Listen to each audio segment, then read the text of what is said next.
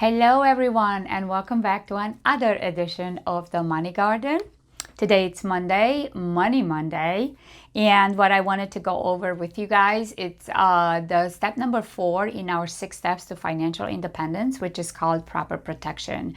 And that actually means it talks about life insurance. Now again, I'm not going to go into too much detail, but what I would like to do is give you guys a little bit of a high level crash course, if you will, on the different types. Either way, which one could be good or bad, what are some of the pros and cons, and just give a high level overall understanding.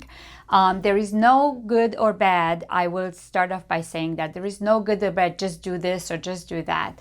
You guys, it really depends. The answer is always depends. It depends on your situation, on your age, on what your goals are, what you want to get out of it, what your options are, how much is your budget. It depends. It depends on so many things.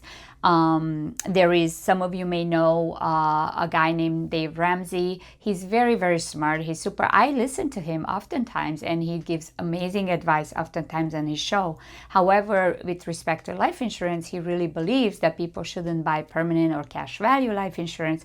What they should do is should buy term life insurance and invest the rest. Again, when I work with my clients, I say, if that's what you want to do, absolutely, we can do that. And that's what you should do. I will caution, however, my job is not to tell people what to do. My job is to always caution and show them the other side of the coin, because there is never a one best situation. The situation, the best for you is always depends on your situation, right? So with that said, in terms of Dave Ramsey's theory or advice, it's a great advice and it could work for people. A couple of things with that is the investment that you use your investment for is going to probably be taxable. So that's something to keep in mind. Again, it's not good or bad. It's just something, as long as you know it and you're okay with it. The second thing is what Dave Ramsey doesn't consider in his little paradigms is that most people are not actually very good or disciplined in doing so, right? And most of us, we don't just buy term and invest the rest and take the rest. What we do, we take the rest and we spend it. So with the clients that I work, they are usually middle class or lower middle class families. They probably never had a financial plan. They're not high net worth, and they're just trying to change their own financial situation. And discipline is something that it doesn't come very easy. So those are the two things I would caution you with respect to that. But again, there is no good or bad. It just depends on your situation. With that said, let me very quickly go over. So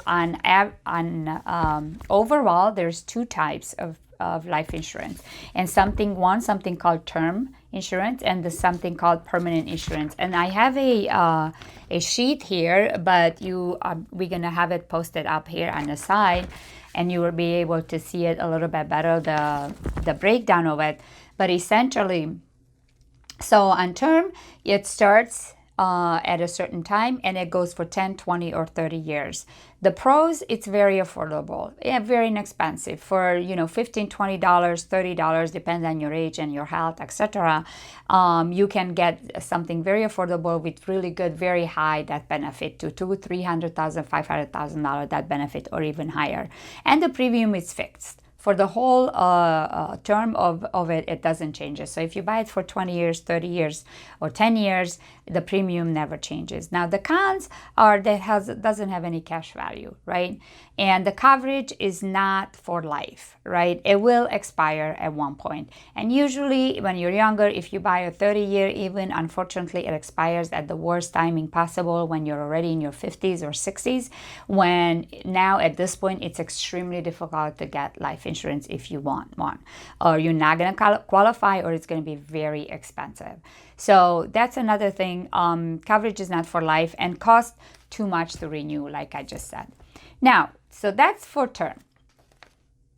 Permanent life insurance really has 2 parts to it. So one part of it will have the cost of insurance. So let's say if you invest $100, $40 will go in the cost of insurance, and $60 will go into a savings account with a growth option. So in other words, why is this good? You can get the safety of the bank, meaning you're not going to lose money.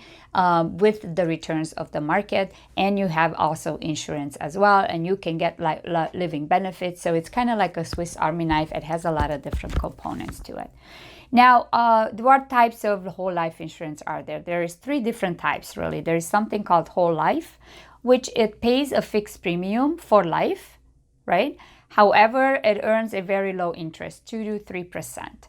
There's something called universal life, which it has flexible premium. So the difference between universal and whole life is that the premium could be flexible.